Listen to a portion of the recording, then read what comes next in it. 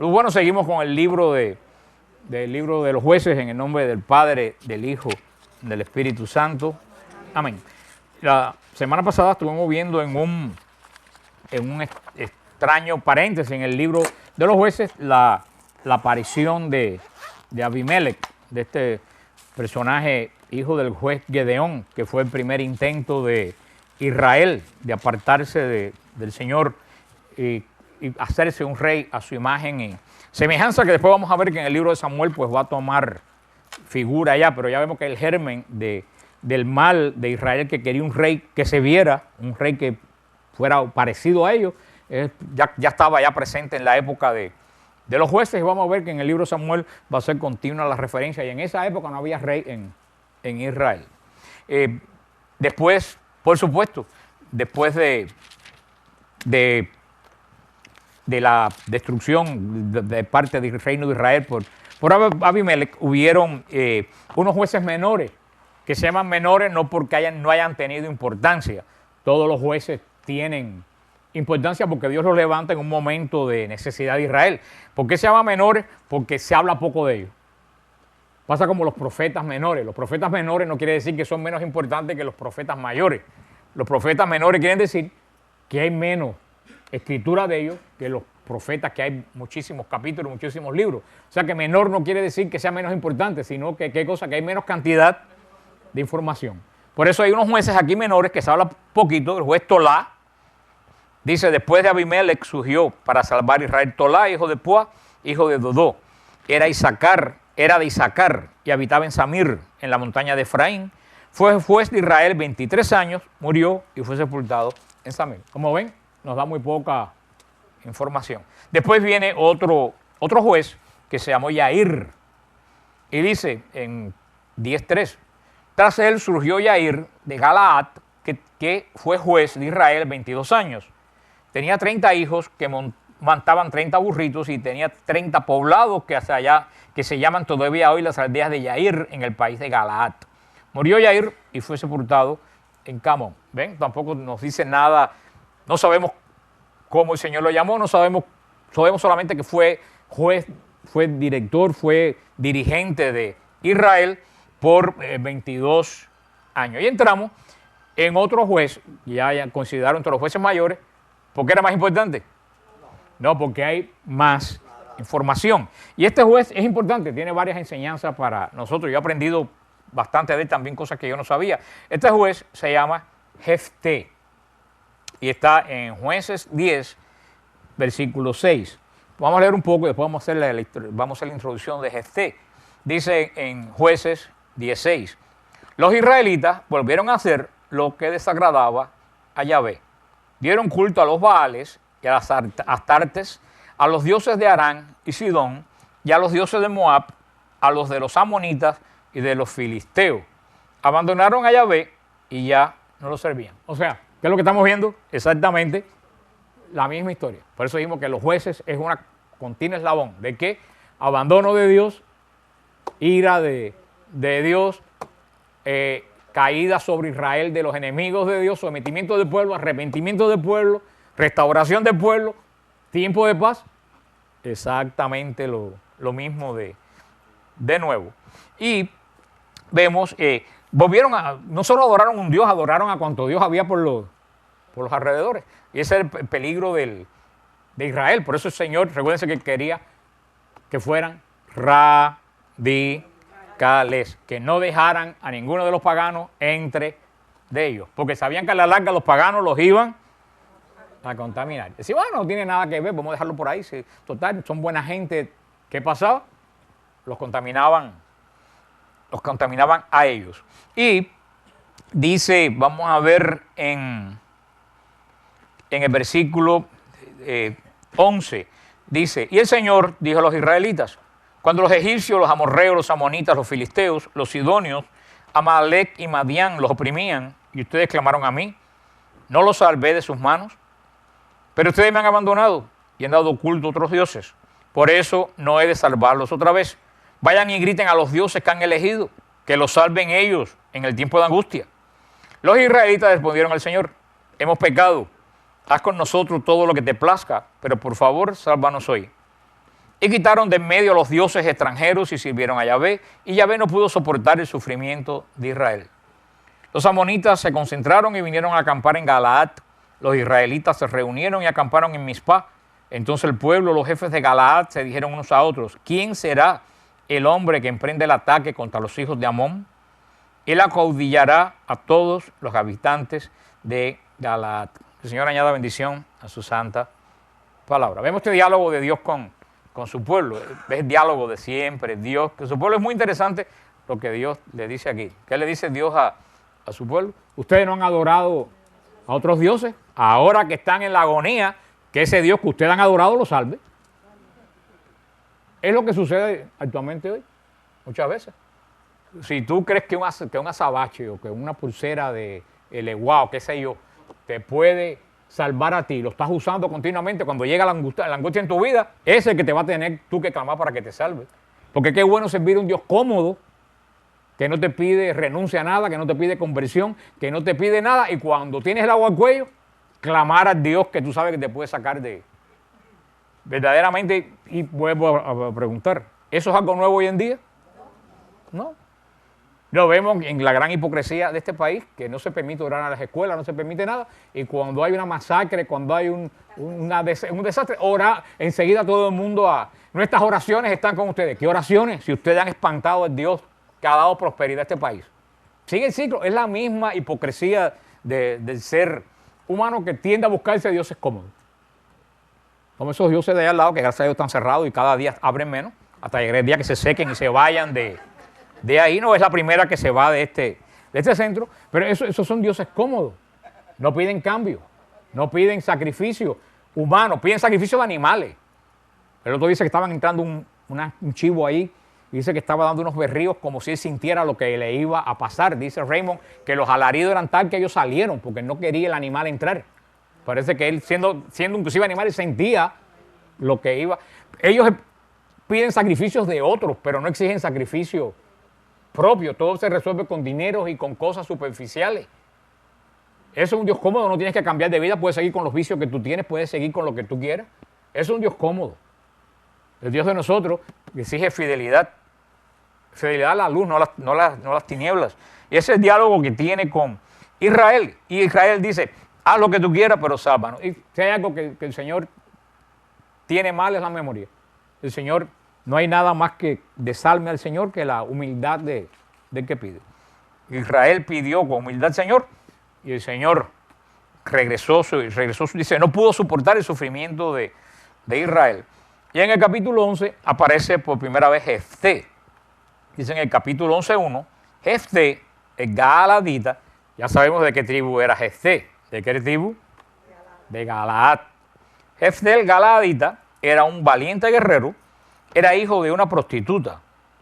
Ya ustedes ven cómo la cosa se fue complicando en Israel. Era hijo de una prostituta. Ya la cosa empezó por adoración a dioses extraños, pasaron a matrimonios con personas de otras religiones paganas, y ya estamos ¿en qué andamos? En prostitución. Fíjate cómo va todo, como decía, los peldaños de la degradación se bajan de dos en dos. Para abajo se va muy rápido, se va para abajo. Y era Galaad el que había engendrado a Jefté, pero la mujer de Galaad le había dado hijos. Cuando crecieron, los hijos de la mujer echaron a Jefté diciéndole: tú no tendrás herencia en la casa de nuestros padres, porque eres hijo de una mujer extraña. Jefté huyó lejos de sus hermanos, se quedó en el país de Top. Se le juntó una banda de gentes miserables que hacían correrías con él. Al dado el tiempo, los amonitas vinieron a combatir contra Israel, y cuando los amonitas estaban atacando a Israel, los ancianos de Galaad fueron a buscar a Jefté al país de Top. Dijeron a Jefté: ven, tú serás nuestro caudillo en la guerra con los amonitas. Pero Jefté respondió a los ancianos de Galaad: ¿no son ustedes los que me odiaban y los que me echaron de casa de mi padre? ¿Por qué acuden a mí ahora que están en aprietos? Los ancianos de Galaad replicaron a Jefté: por eso ahora volvemos donde ti. Ven con nosotros, tú atacarás a los amonitas y serás nuestro jefe y el de todos los habitantes de Galaad. Este respondió a los ancianos de Galaad: si ustedes me hacen volver para combatir a los amonitas y el Señor me los entrega, yo seré su jefe. Respondieron a Jefté los ancianos de Galaad: el Señor sea testigo entre nosotros, si no hacemos como tú has dicho. Jefté partió con los ancianos de Galaad y el pueblo lo hizo su jefe. Y Jefté repitió todas sus condiciones delante del Señor en Mizpah. Que el Señor añada bendición a su santa palabra. Vemos aquí, Jefté, a pesar de ser medio judío, Jefté tiene una gran sabiduría, porque ¿quiénes los van a elegir a él? Los ancianos de Israel. Y por lo menos son sinceros. Se los dicen, venimos a buscar porque tenemos el agua hasta aquí. Te le dijo, precisamente por eso venimos a buscar, porque tú nos puedes guiar. Pero fíjate que Jefté dice, yo voy a ir, pero yo solamente voy a ser el jefe de ustedes si Yahvé lucha de mi parte. O sea, él sabe que los jueces de Israel no pueden ponerlo los hombres, que los jueces de Israel los pone Dios. O sea, él no se llevó de soberbia como Abimelech. Mi padre es el rey. Ni se hizo rey como Abimelech. Él dijo, ustedes me llaman, pero yo no voy a hacer nada si Dios no me confirma que yo soy el llamado para ser juez de este pueblo. Y dice que él repitió esto delante del Señor en Mizpah. Mizpah, ¿qué ustedes creen que estaba en Mizpah? Que había en Mizpah, que repitió ese juramento, esa condición delante del Señor en Mizpah. El arca. En Mizpah estaba el arca. Por eso él va a Mizpah. Él va a Mizpah a repetir ese juramento delante de Dios. ¿Estaba de verdad Dios en presencia allí? No. Estaba el arca. Entonces, pues los protestantes dirán que Jefté era idólatra. Porque dice que fue delante de Dios. Y Dios no estaba allí, lo que estaba allí era el arca. Una caja cuadrada, dorada, con unas velas delante y las piedras adentro. Vemos como siempre algo visible ha representado al Dios invisible. Y cuando él habla, lo dije delante de Dios, lo dijo delante del arca, porque el arca representa un lugar sagrado que invoca la presencia de Dios. Eso lo vemos en todo el Antiguo Testamento. Y esto es una imagen, esta caja con el arcángel es una imagen. No tendrá figura, pero es una imagen, porque imagen es algo hecho por las manos de los hombres. Imagen es algo hecho por las manos de los hombres que representa a Dios. Por eso vemos que en Israel desde el principio habían imágenes representando a Dios. Porque ¿qué cosas representaba el arca? A Dios, al pacto de Dios. Y dice que Jefté fue delante del Señor. Y evidentemente en Mizpah el Señor no estaba. En Mizpah estaba el arca del pacto, el arca del testimonio. Y aquí comienza la historia de Jefté en todo este capítulo 11, que ustedes lo leen. Jefté es el 10º juez de Israel. Jefté va a ser juez de Israel por 6 años. Miembro de la tribu de Gad, hijo de Galaad, descendiente de Gad. En el libro de los jueces se nos va a mostrar guiando a los israelitas, en este caso contra los amonitas. Y vamos a ver que al final, de aquí vamos a hablar después un capítulo aparte, hay un hecho que se ha entendido, se está mal presentado, mal leído y mal entendido, pero vamos a verlo después en el contexto de todo esto. Después de la muerte del usurpador de Abimelech, juzgaron a Dios, al pueblo de Israel en nombre de Dios, estos dos jueces que vimos que no sabemos nada, Tolá y Jair, son los jueces, y viene en este momento, comienza en el final del capítulo 10 y 11, comienza la misma canción triste de siempre. ¿Cuál es la canción triste de siempre? Pero los hijos de Israel volvieron a hacer el mal. Es como una canción ante los ojos de Dios. Y ya no es a un Dios, ya no es, hasta ahora había sido a Baal, había sido el Dios. Ahora es una lista de dioses. Fíjate que hasta ahora habían adorado a Baal, ahora adoran a Será, a los dioses de Siria, los dioses de Sidón, los dioses de Moab, los dioses de Amón, los dioses de los filisteos. O sea que las cosas siempre van de mal en peor, porque cuando ya se te acaba el embullo con un dios, las personas saltan a otro dios. Y es lo que vemos hoy, no en dioses, pero en diferentes iglesias protestantes que andan por ahí. Las personas se van de la iglesia católica y se van para la iglesia tal. Y cuando tú lo ves en el mall, al año siguiente le preguntas, ¿cómo te va en la iglesia tal? Y te dice, no, ya no estoy en la iglesia tal, ahora estoy en la iglesia más cual. Y cuando lo ves a poco tiempo, le preguntas, ¿cómo te va en la iglesia más cual? Y dice, no, ya no estoy ahí, ahora estoy en aquella. Y cambian. Pues tú sabes qué, porque no están buscando la verdad, están buscando sentir algo. Y cuando se le acaba el sentimiento en una iglesia, buscan otra, que haya algo nuevo, que esté en algo diferente, hasta que desafortunadamente muchísimos terminan siendo incrédulos. y no participando de ninguna iglesia. Porque el problema que está en la iglesia católica lo van a encontrar en todas las demás iglesias. Porque no es pecado de la iglesia católica, es pecado del hombre, el hombre está en todos lados. Y nosotros más grandes porque somos 1.200 millones. Y ellos son cada grupo 300, 400. Así que de nosotros está multiplicado a la enésima potencia. Pero eso mismo está en el corazón del hombre desde el mismísimo principio. Los opresores que Dios envió esta vez a Israel fueron los filisteos. Los filisteos que ocupaban toda la parte que más o menos del Líbano hoy y la parte que hoy es de la franja de Gaza. Era esa parte de ahí, era la parte de los filisteos que tenían dominada la parte, vinieron del mar Mediterráneo unos 30 años después que Israel entró en Canaán y habitaron esa parte de Gaza, Ascalón, toda esa parte de ahí. Este juez que el Señor llama para ser líder de Israel es un hombre valiente, tiene fama de valiente porque aquí se lo dicen, y tal que tiene fama de valiente que cuando la cosa se puso mala fueron a buscarlo a él. Y él se lo dice, ustedes me echaron porque era hijo de una ramera, pero ahora necesitan de mí. No menosprecies a la gente, que tú no sabes cuándo vas a necesitar de alguien que tú estás menospreciando. Eso también sigue exactamente igual.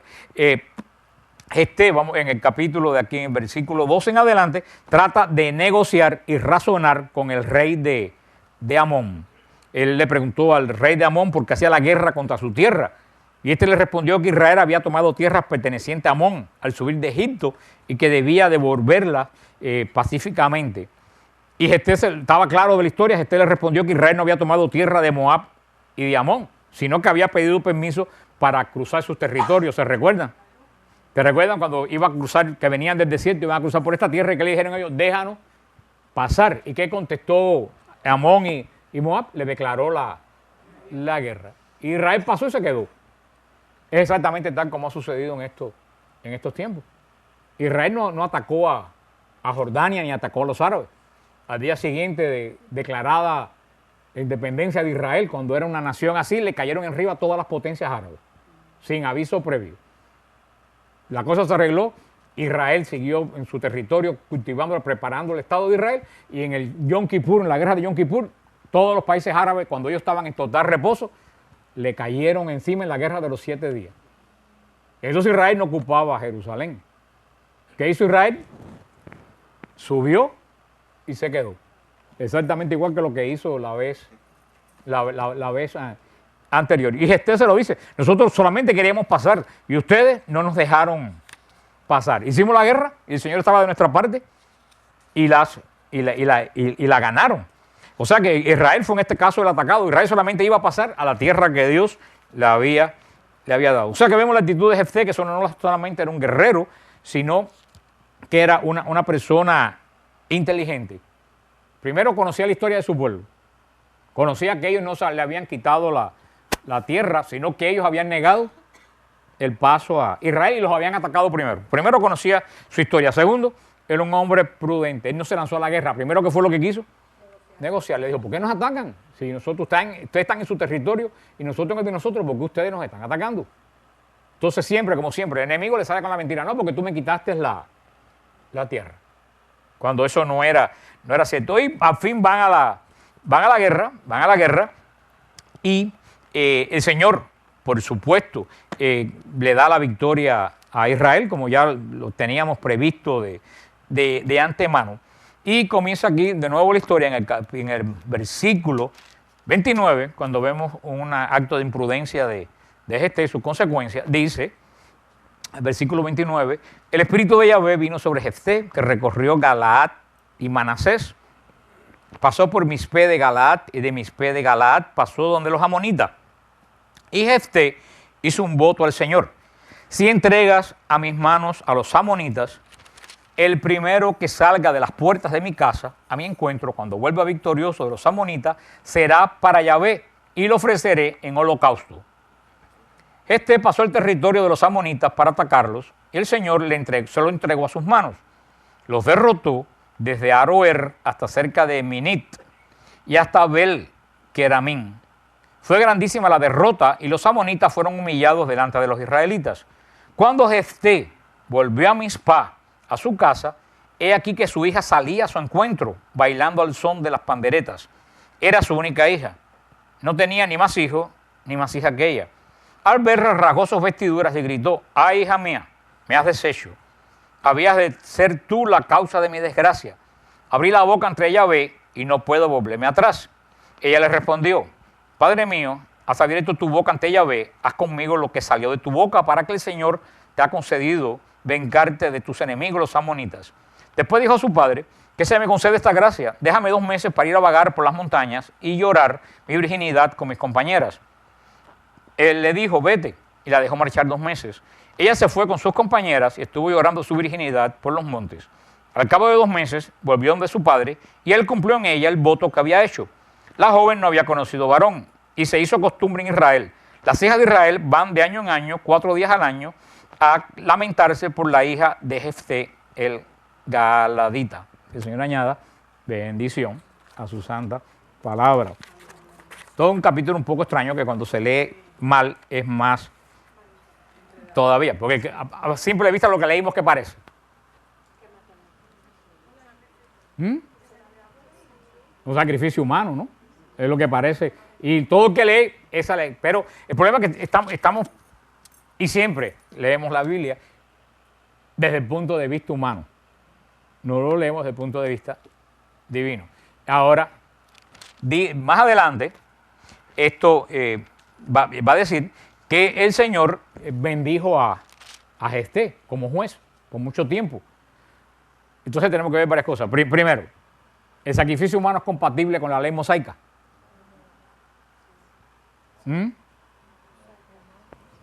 Parece que usted no está muy seguro. ¿El sacrificio humano es compatible con la ley mosaica? En absoluto. El que piensa eso está loco. El sacrificio humano no es compatible en nada con la ley mosaica. ¿Qué dice un mandamiento? No matar. ¿Cómo Dios se va a complacer en un sacrificio humano? O sea, partimos del punto pensando mal de Dios. Pensando que este hombre mata a su hija y que Dios se agrada. No hay antecedente ninguno en toda la Biblia de que haya nunca habido en Israel ningún culto en base a sacrificio humano. Por eso que primero entendemos mal, porque partimos juzgando mal a Dios sin querer. Eso como pasa con toda la gente que me sigue, que me escribe WTN y siempre comienza: ¿por qué si Dios es tan bueno, a mí me sucede tal cosa? Y entonces yo le digo lo mismo que ahora: partieron de la base equivocada. Porque ya estás partiendo de la base de que Dios es malo. ¿No? Porque ¿por qué si Dios es bueno, me hace esto a mí? ¿Qué cosa te hizo desde tu punto de vista? Algo malo. Entonces Dios no es bueno, porque alguien bueno no es algo malo. Siempre, si yo digo a las personas, si tú partieras de la base de que Dios es bueno, entonces tú entenderías a lo mejor por qué te está pasando lo que te está pasando. Pero ya partes desde el punto de vista equivocado, como partes de este capítulo. Acuérdense que no estamos, cuando yo le digo que sí, porque a lo mejor no entienden mal, de sacrificio humano aprobado por la Biblia, y no estoy hablando del sacrificio de Jesús, porque el sacrificio de Jesús no es un sacrificio humano. Y ese es el punto principal. Si Jesús llega a ser hombre, la cruz no hubiera, si hubiera sido solamente hombre, la cruz no hubiera valido de nada, porque no hubiera podido redimir a nadie. El sacrificio de Jesús es que es el mismo Dios el que se ofrece en sacrificio. ¿Y por qué Dios se ofrece el sacrificio? Precisamente para que nosotros no seamos sacrificados. Así que ¿cómo Dios va a aceptar? Porque si después hubiera dicho que la tierra se abrió y se tragó a Jefté, tú dices, sí hubo un sacrificio humano y Dios, la ira de Dios vino sobre Jefté. Pero ¿qué es lo que dice? Que Dios bendice a Jefté. Entonces tenemos una cosa aquí que posiblemente no estamos entendiendo al Señor. Y es el voto que hace Jefté. Primero, antes de pasar a eso, que fue lo que pasó aquí, que es otra cosa, hay una cosa que debíamos meditar: la imprudencia de nosotros a prometerle cosas a Dios.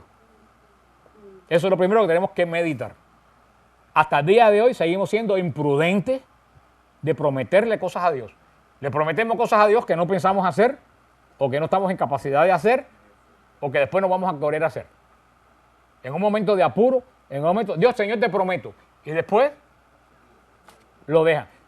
nosotros nos tomamos las promesas a la ligera porque nosotros somos infieles. Pero Dios, que es fiel, se toma las promesas muy en serio. ¿Qué es una promesa? ¿Dios te pide algo a ti? No. Promesa que tú estás dando algo voluntariamente. Tú ten cuidado con lo que tú dices, porque cada vez que tú prometes algo, tú te obligas a lo que estás prometiendo delante de Dios. Y después vienen los problemas. Ay, ¿cómo yo puedo deshacerme de esta promesa que hice que ahora no la puedo cumplir? Y en el momento que la hiciste, tú no pensaste que a lo mejor tú no la podías. Tú no pensaste que Dios no necesita que tú le hagas promesa.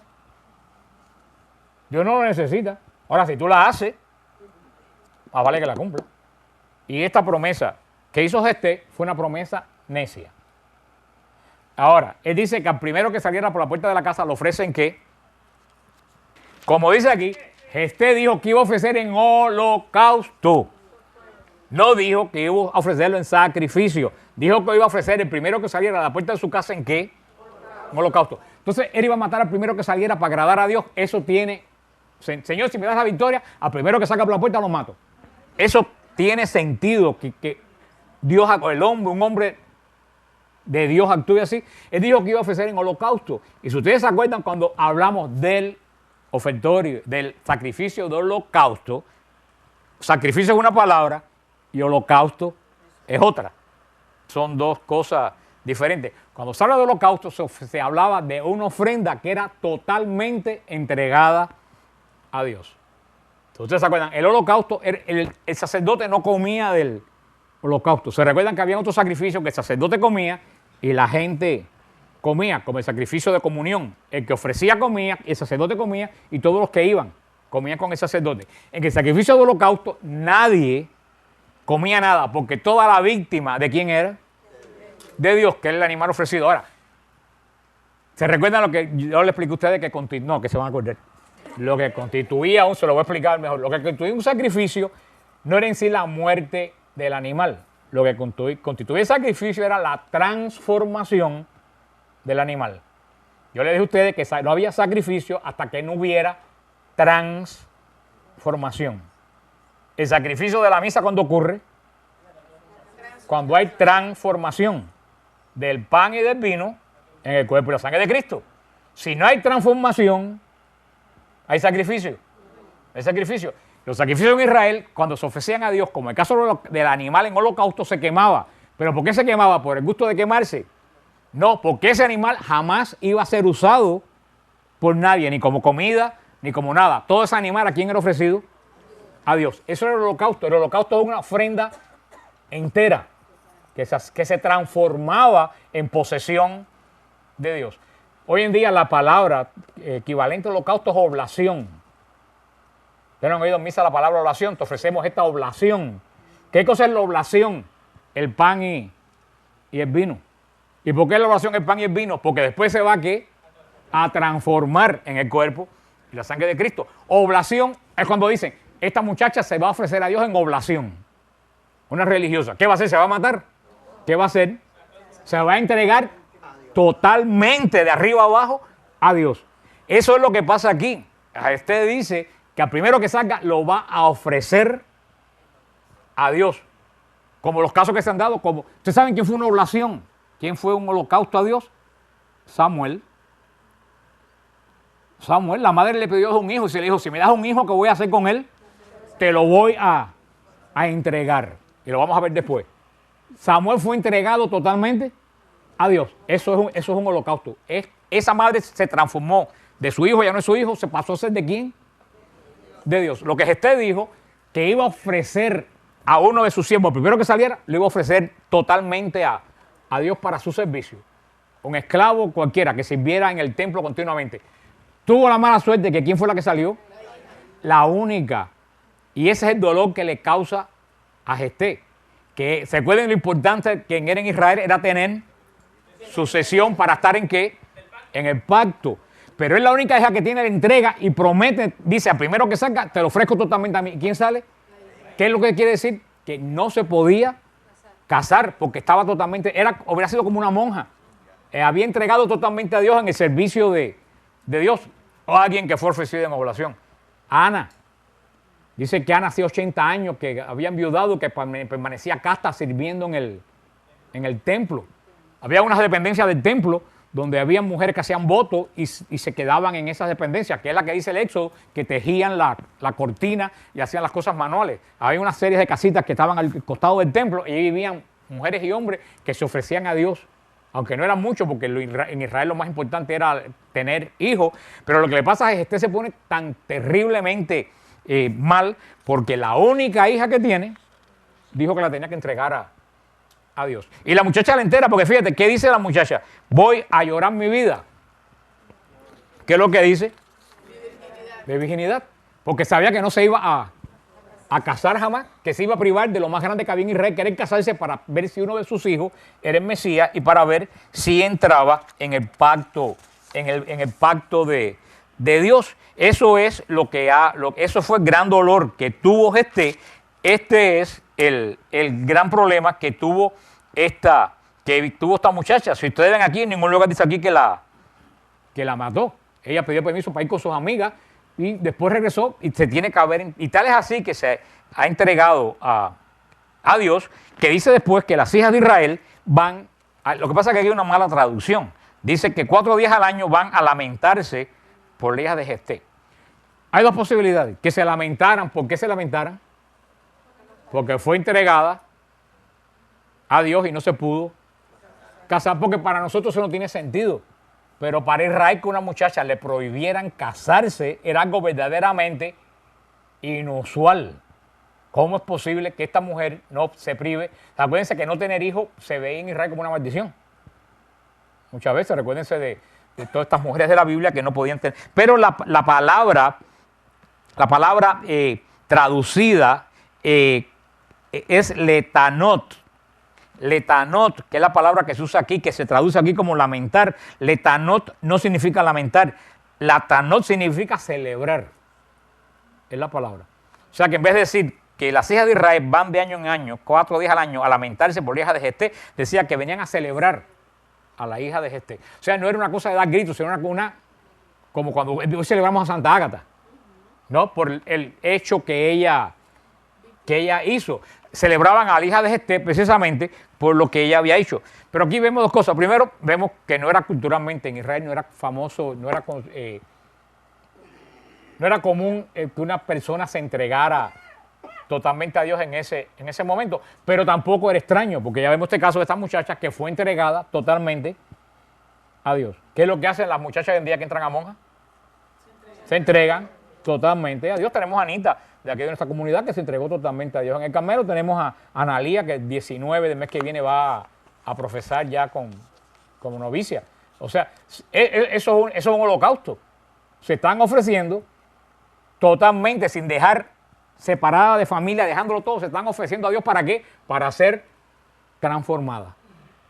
No en una profesional, no en una modelo, sino en alguien totalmente a su servicio.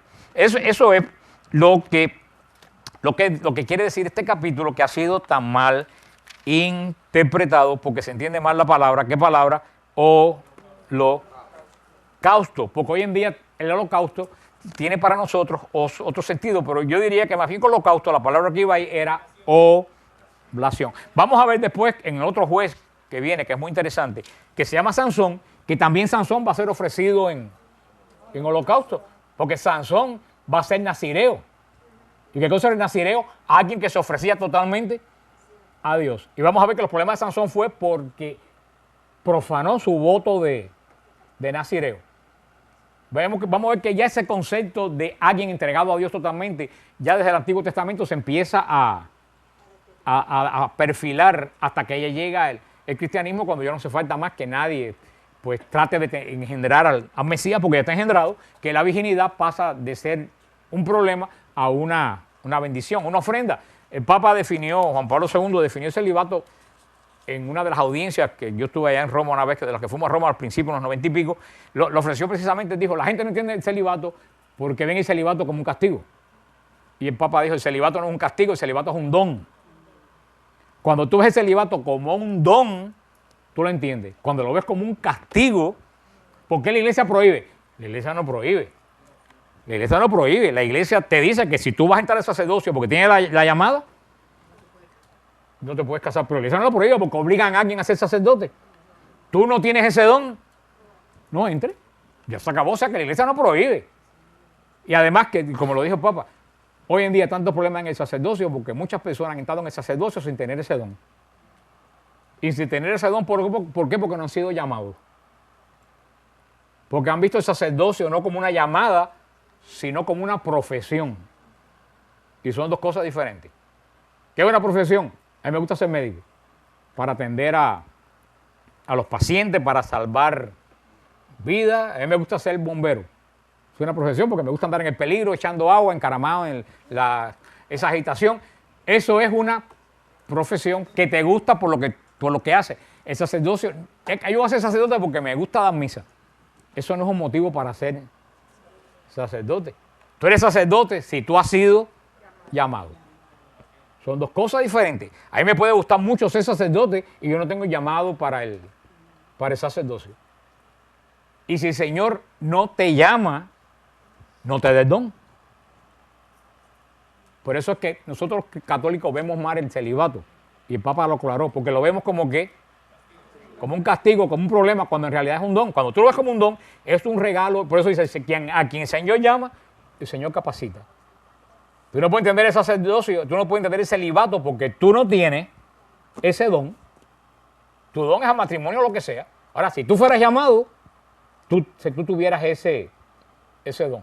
Es lo mismo que estamos viendo aunque en el caso de la hija de Jefté, ella no fue llamada, la metieron en este lío, pero estaba en el Antiguo Testamento, pero tiene también mucho que ver con el celibato. Y verdaderamente yo creo que el celibato en nuestra misma iglesia no se está explicando, ni los católicos tienen una visión de qué cosa es el celibato. Ay, ¿por qué prohíben? La iglesia no prohíbe. Dice, no, porque eso es lo que dice, que van a ver a hombres que van a prohibir casarse. Pero es que la iglesia, al contrario, la iglesia anima a que todo el mundo se case. Y tiene el matrimonio como un sacramento. La iglesia anima a que todo el mundo se case. Ahora, si tú tienes el don porque a ti te llamaron, úsalo. Por eso yo creo que el gran problema de los años 70 y 80 en la iglesia fue que se presentó el sacerdocio como una profesión. Y hubieron gente de muy buena fe que le gustaba la profesión de sacerdote, ponerse la sotana, confesar, dar la misa, pero cuando estuvieron dentro de ahí se dieron cuenta que no tenían el don, que no tuvieran vocación, que no tenían el don de la continencia. Y ahí vinieron los problemas. Que al no tener ese don no se pudieron contener. Yo no creo que entraran de malo ni nada, es que entraron, no de malo, entraron por una mala presentación de qué cosa es. Fíjate que la vocación viene de la palabra vocare. Y vocare quiere decir llamar directamente a alguien. O sea que la vocación es que Dios te llama directamente a ti, no que tú aplicas a ver si te dan un trabajo. Y ese es el gran problema, de ahí vienen todos los problemas que nosotros tenemos. Pero ese es lo que vemos con la hija de Jefté. Y dice en el capítulo 12 terminando, los hombres de Efraín se juntaron, pasaron el Jordán en dirección a Safón y dijeron a Jefté, ¿por qué has ido a atacar a los amonitas y no nos has invitado a marchar contigo? Vamos a prender fuego a tu casa contigo dentro. Muy bonito. Jefté lo salva y otros que no hicieron nada de Israel lo atacan. A mí eso no me parece nuevo. No hay nadie peor que te ataque más duro que la misma gente dentro de la iglesia. Cuando ve que tú te estás destacando en la obra de Dios. En vez de ayudarte, tratan de destruirte. Es lo mismo que pasó aquí, eso es envidia espiritual. El resto de Israel, en vez de alegrarse que este hombre liberó a Israel, te vamos a atacar porque tú con nosotros no lo hiciste, porque nosotros no tuvimos la misma participación que tú. ¿Y dónde estaban ellos que no se levantaron y defendieron a Israel? ¿Por qué no lo hicieron? El hombre no ha cambiado. Y Jefté le respondió, teníamos un gran conflicto, mi pueblo y yo, con los amonitas. Les pedí ayuda a ustedes y no me libraron de sus manos. Cuando vi que nadie venía a ayudarme, arriesgué mi vida, marché contra los amonitas y el Señor los entregó en mis manos. ¿Por qué pues han subido hoy contra mí para hacerme la guerra? ¿Qué mal le había hecho Jefté? ¿Qué mal le había hecho? Los liberó. Es lo que va a decir las lamentaciones del Viernes Santo, que Cristo nos hace a nosotros. Pueblo mío, ¿en qué te he puesto triste o qué te he hecho? Te saqué de Israel, te di maná en el desierto, te di reyes que tú me pediste. ¿Y con qué tú me pagas? Con una cruz. Esa es la gran lamentación más hermosa de la iglesia del Viernes Santo. Ese pueblo mío, ¿qué te hice? Y lo dice este, que yo les he hecho a ustedes, que lo único que he hecho es liberarlo. ¿Y qué han hecho? Venir a pedirme cuenta. Dice en el versículo 4, si pueden ver el versículo 4, capítulo 12, versículo 4. Entonces Jefté reunió a todos los hombres de Galaad y atacó a Efraín. Los de Galaad derrotaron a los de Efraín porque estos decían, ustedes los galaditas son fugitivos de Efraín, en medio de Manasés. Galaad contó a Efraín los vados de Jordán, y cuando los fugitivos de Efraín decían, déjenme pasar, los hombres de Galaad preguntaban, ¿eres efraínita? Y si respondían no, le añadían, pues di Shibolet, pero él decía Shibolet porque no podían pronunciarlo correctamente. Entonces se echaban a las manos, lo degollaban, o sea, un verdadero desastre. Un verdadero desastre. Una cosa que podía haber sido muy bonita, terminó horrible por culpa de quién, de Dios. No, de los hombres que todo lo enredamos y tratamos de sacar de los demás lo peor que tiene cada uno. Hay personas que se especializan en sacar del otro lo peor que tiene el ser humano. Y eso es lo que pasó aquí, como siempre. Dios trata de ordenar a su pueblo, de bendecir a su pueblo, y ¿qué hacen los hombres? Hacen que la obra de Dios fracase. Después de eso, vinieron tres jueces, que son también muy cortos. Ibzán, dice en el versículo 9, después que él fue juez de Israel, Ibzán de Belén, tenía 30 hijos y 30 hijas. A estas las casó fuera y de fuera trajo 30 mujeres para sus hijos. Fue juez de Israel 7 años y murió Ibzán y fue sepultado en Belén. Aquí aparece ya Belén, una de las primeras veces que aparece Belén. Vamos a ver después Belén con el rey David, pero aquí es la primera vez que Belén aparece en la historia de la salvación. Dice en el versículo 11, después de él fue juez en Israel Elón, de Zabulón. Juzgó Israel 10 años. Después en el versículo 13, después de él fue juez de Israel Abdón. Tenía 40 hijos. Todo esto que dice que tenía 40 hijos, que 30 hijos, ¿tú sabes lo que quiere decir? Que estaba seguro en el pacto de Dios. 40 hijos, ¿qué quería decir? Que de hecho tenía sucesión y el pacto de Dios seguía. Por eso que era tan importante tener tantos hijos, asegurar la descendencia para estar, no como el caso de Jefté, que con una sola hija perdió a su familia desde el punto de vista de ellos el pertenecer al pacto. Y ya la semana que viene empezamos con este otro juez, que es uno de los jueces más conocidos y peor entendido, que es Sansón. Porque Sansón ha quedado como una historia de Hollywood y no es una historia de Hollywood. Sansón es una profunda historia que tiene una profunda enseñanza, tremenda enseñanza de un juez de Israel, que como todos los jueces de Israel han tenido logros y han tenido defectos. ¿Por qué? Porque el Señor llama pero trabaja con lo que encuentra. Por eso muchas veces uno no puede, hay veces que la gente espera demasiado de aquellos que Dios llama y piensa que Dios llama a la persona y lo hace perfecta. El Señor no llama a la persona y lo hace perfecto. El Señor llama y la persona tiene que trabajar en su perfección. El Señor llama y da un trabajo. Y uno tiene que trabajar en su perfección, pero la primera razón que uno tiene es trabajar para lo que Dios te llamó. Pero las personas confunden una cosa con la otra y nadie puede ser perfecto. ¿Tú sabes quién es el único perfecto? Dios, nadie más. Los demás, hasta San Pablo. ¿Quién es mejor que San Pablo? San Pablo tenía defectos. Vaya si los tenía, y mismo lo reconoce. 3 veces te pedí que me quitara esto que tengo. Y el Señor le dijo, te basta mi gracia, porque como tú eres débil, yo soy fuerte. O sea, el Señor le dijo, te tengo eso precisamente, ¿tú sabes para qué? Para tenerte como pegado a la tierra, controlado, como dijeron por ahí. Porque si tú tienes todo lo que tú crees que tienes que tener, te desboca. O sea, todos los hombres de Dios han tenido defectos. El Padre Pío tenía un mal genio impresionante, ¿no? Y eso no le quita su santidad. Después de 20 horas confesando se levantaba porque estaba cansado. Pero había gente que llevaban 4 días esperando allí también y la gente no entendía que él se levantara y se fuera. O sea, yo creo que el gran problema muchas veces tiene el pueblo de Dios es que hace ídolo de la gente que se destacan de alguna forma en la iglesia. Y no se dan cuenta que todos tenemos zapatos de barro. Porque si todo el mundo fuera perfecto, entonces toda la gente que tuviera un llamado en la iglesia fuera totalmente santo, estuviera canonizado de antemano. Y eso es lo que ha pasado con los jueces de Israel.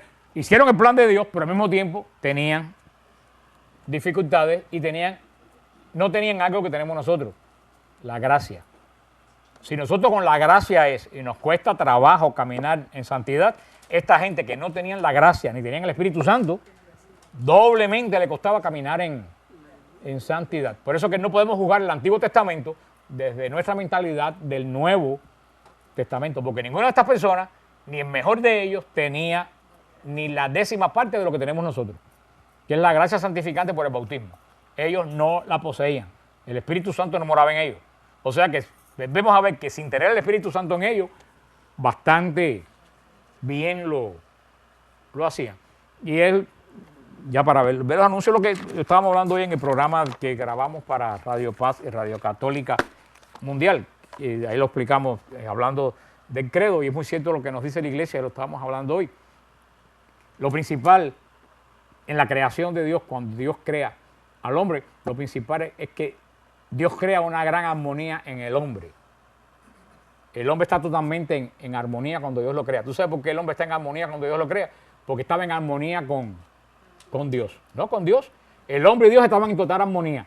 Cuando el hombre y Dios estaban en total armonía, el hombre tenía consigo mismo una total armonía. Y cuando el hombre tenía consigo mismo una total armonía, ¿tú sabes qué tenía con los demás? Una armonía perfecta. ¿Usted entiende lo que le digo?